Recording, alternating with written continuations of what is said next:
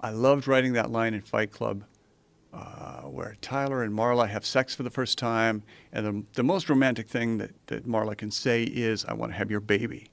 So what is the inverse? So, of course, Marla turns to him and she says, I hope I got pregnant because I really want to have your abortion.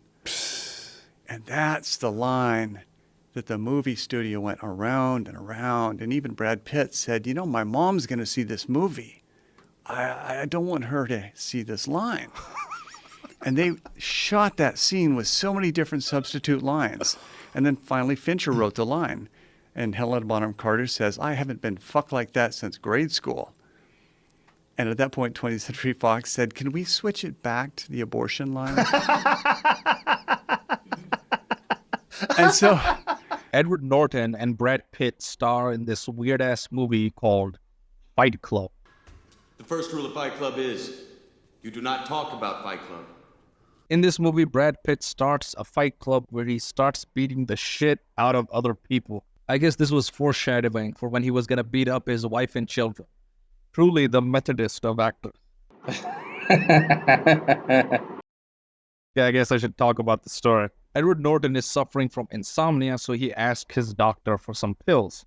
His doctor tells him to go to one of those anonymous meetings instead, and he meets a bunch of people with testicular cancer. He pretends that he has that and cries and finds peace in his insomnia.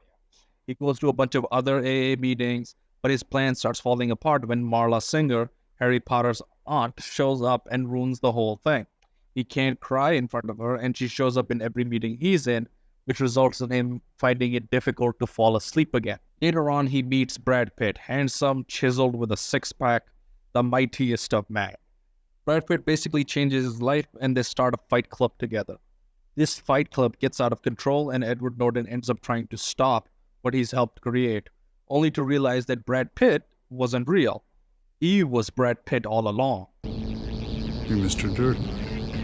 This movie is pretty interesting, to be honest. It's definitely a theater experience because it's kind of cheating that you can pause and play the movie, rewatch the scenes to see all the little clues and hints. The M. Night Shyamalan twist is that Tyler Durden, the main character, was not Brad Pitt. It was a character that he generated from his mind. You don't notice how no one mentions his name in the entire movie. There are snippets of Brad Pitt showing up because in the movie they explain how old-time moviegoers actually had to change the reel between movies so people could watch uninterrupted. I do genuinely like this movie. It's actually quite crazy and a lot of fun. Rewatching it now as an adult, notice a lot of things, such as, Brad Pitt and Edward Norton and Marla Singer. All these three people are never in the same shot. Random flashes of characters and pornography that gets thrown in there, as it was foreshadowed. Apparently, even the author of the book liked the ending of the movie more than his own ending. And I was also today years old when I realized that this movie is based on a book. I usually do spoiler-free reviews, but it's basically not fun to talk about this series outside of the twist. I had a lot of fun with this movie. Edward Norton is a fantastic actor, and so is Brad Pitt. Both of these guys really showcase how well-versed their acting talent is. Do I recommend this movie despite knowing the twist? Yeah, absolutely.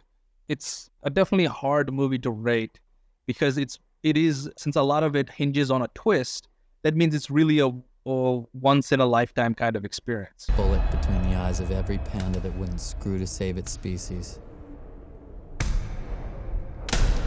I wanted to open the dump valves on oil tankers and smother all those French beaches I'd never see.